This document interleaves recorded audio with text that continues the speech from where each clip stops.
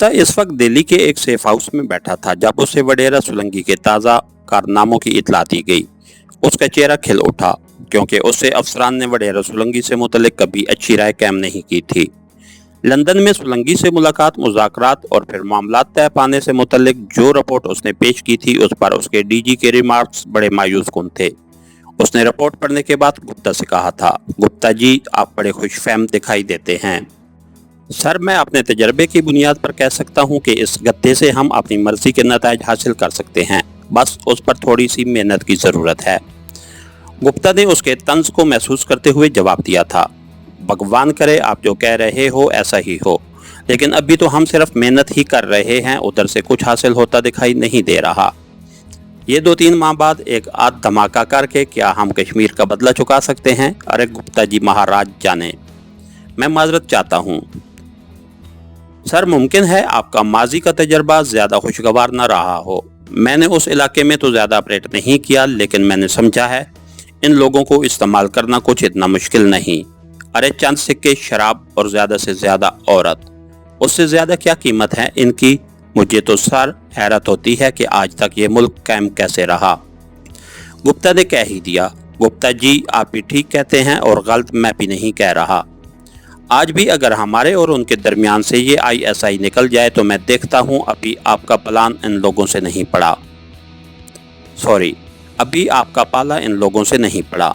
बड़े सख्त जान लोग हैं, बहरहाल वेट एंड सी। देखिए पर्दा गैब से क्या ज़हूर में आता है। डीजी ने दिल्ली की मखसूस ज़बान में आखिरी फिक्रा बहुत चबा चबा कर अदा किया था। पहले पहल तो गुप्ता को डीजी का अंदाजा सही दिखाई देने लगा था, क्योंकि जिस तरह सोलंकी ने उसे कहा था कि वो जाते ही काम शुरू करवा देगा, वो कुछ तो हुआ नहीं था। आज 10वां दिन उसकी रवानगी को हो रहा था। गुप्ता ने अपने रिस्क पर उसे अच्छी खासी अदायगी भी कर दी थी। उसका काम करने का अपना मुनफरद तरीक़ाकार था। वो एजेंट पर उसकी तवक्को से ज़्यादा नवाज़शात करके हिसाब हस्ब मंशात नताइज हासिल करने का कायल था, जबकि उसके आम कार कुछ कंजूसी से काम लेते थे। गुप्ता का ताल्लुक तो खतरी फैमिली से था, लेकिन खिलाफ फितरत वो बड़ा शाह खर्च वाक़या हुआ था। राकी ऑडिट ब्रांच ने उसके नाम के गिर्द सुर्ख हाशिया लगाया हुआ था, लेकिन उसके कारनामों ने सबके मुंह बंद किए हुए थे। वो पाकिस्तानी डेस्क का इंचार्ज होने के साथ साथ लंदन में बैठकर अपने तमाम हमसाया ममालिक के मामलात से डील कर रहा था, और उसने हमेशा एजेंसी को तवक्को से बढ़कर बेहतरीन नताइज दिए थे।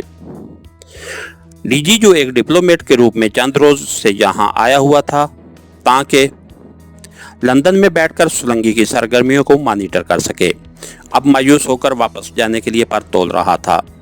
जब उसे दिल्ली से ये खुशखबरी मैसूल हुई, ऐन उन लम्हात में कि उसके दफ्तर में वो टेली मैसेज लिए दाखिल हुआ जिस पर इन वारदातों की तफसीली रिपोर्ट दर्ज थी, और वडेरा सोलंकी की तरफ से ये पैगाम भी कि अभी तो उसने सिर्फ ट्रेलर चलाया है, असल फिल्म नहीं चली। जब वो असल फिल्म चलाएगा तो गुप्ता को भी हैरान कर देगा। मैं न कहता था सर कि ये बड़ा काम का गधा है, गुप्ता ने कमरे में दाखिल होते ही खुशी से झूमते हुए कहा। Well done Gupta, well done, उसने बेख्तियार गुप्ता को दाद दी। सर, एक मर्तबा मैडम ललिता का कर्ब हासिल करने वाला और उसके शहर से कैसे बच सकता है? ललिता का जहर जिसकी रगों में उतर जाए सर, वो सांप से ज्यादा खतरनाक बन जाता है। दुनिया का कोई मर्द जो एक मर्तबा उससे मिल ले उसकी दोबारा सोहबत के लिए बावला हो जाता है, बिल्कुल पागल। अभी तो मैंने ललिता वाला पता नहीं खेला सर, अभी आगे आगे देखिए मैं क्या करता हूँ। अगर मैंने आपकी थ्योरी गलत साबित न कर दी तो उसने बात अधूरी छोड़ दी। बस अब ज़्यादा ऊंचे भी ना उड़ो, और हाँ, 3 दिन से मैं भी यहाँ चक मार रहा हूँ, और वो तुम्हारी मैडम ललिता, उसे क्या सिर्फ मुल्की मेहमानों के लिए ही रखा हुआ है? अरे यार गुप्ता, ठीक है भाई, घर की मुर्गी दाल बराबर, लेकिन कम अज़ कम मेहमानदारी के आदाब तो न भूला करो। अरे भाई, इतनी बड़ी खुशखबरी क्या ललिता के साथ शेयर नहीं करवाओगे? कहाँ है वो? अभी पेरिस से वापस नहीं लौटी क्या? डीजी ने ललिता के जिक्र पर चौंक कर कहा। मैंने जानबूझकर उसे मतला नहीं किया सर, वरना ये कैसे मुमकिन है कि आप यहाँ हों और वो लंदन से बाहर चली जाए? वहाँ भी वो बड़ा अहम काम कर रही है। आजकल वो मौलाना साहब आए हुए हैं ना, उनकी खिदमत कर रही है।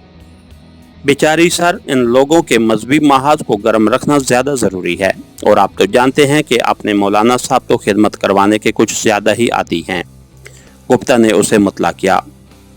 यार गुप्ता, बहुत अच्छी बात है, देश पहले और बाकी सब कुछ बाद में, लेकिन हमें भी कुछ अहमियत दे दिया करो। डीजी ने मुस्कुराते हुए उसे आंख मारी। राइट सर, अभी लीजिए। गुप्ता ने मुस्कुराते हुए दूसरे कमरे का रुख किया। 5 मिनट बाद वो फौरन ललता से मुखातिब था, जिसे उसने बतौर खास ये खुशखबरी सुनाई थी और उसके साथ ही दरखास्त की थी कि फिल वक्त मौलाना साहब की खिदमत पर किसी और लड़की को मामूर करके वो डीजी साहब से ये खुशी शेयर करने के लिए फौरन लंदन चली आए। और दोपहर की एक फ्लाइट से ललता आ गई। सारी रात लंदन की मजाफाती बस्ती में मौजूद रा के इस सेफ हाउस में शराब और शबाब के दौर चलते रहे। बहुत अरसे बाद रा ने यह मार्का सर किया था। उनके लिए ये मामूली खुशी नहीं थी। अगले रोज दिल्ली रवानगी से पहले डीजी ने मैडम ललता और गुप्ता जी के लिए खसूसी फंड्स की रकम में उनके खिलाफ तवक्को बहुत ज्यादा इजाफा करके दोनों के दिल मोह लिए थे। मैडम ललता ने उनकी रवानगी के फौरन बाद गुप्ता जी से शिकवा के अंदाज में कहा था कि आपने देशदासियों की खिदमत का मौका उसे इतने कम क्यों दिया जाता है? वो क्या सिर्फ देशद्रोहियों दुश्मनों के लिए ही मखसूस होकर रह गई है? जवाब में गुप्ता ने जोरदार कहका बुलंद करते हुए उसे अपनी बाहों में समेट लिया था। चलो, तुम्हारा ये शिकवा आज ही दूर किए देते हैं, उसने हंसती हुई ललता के गाल पर थपकी देते हुए कहा। इसके साथ ही हमारी आज की एपिसोड का इख्तिताम हुआ। कहानीकार चैनल को लाइक कीजिए, सब्सक्राइब कीजिए और बेल आइकन को प्रेस कर दीजिए ताकि हर आने वाली नई वीडियो आप तक बर वक्त पहुंच सके। शुक्रिया।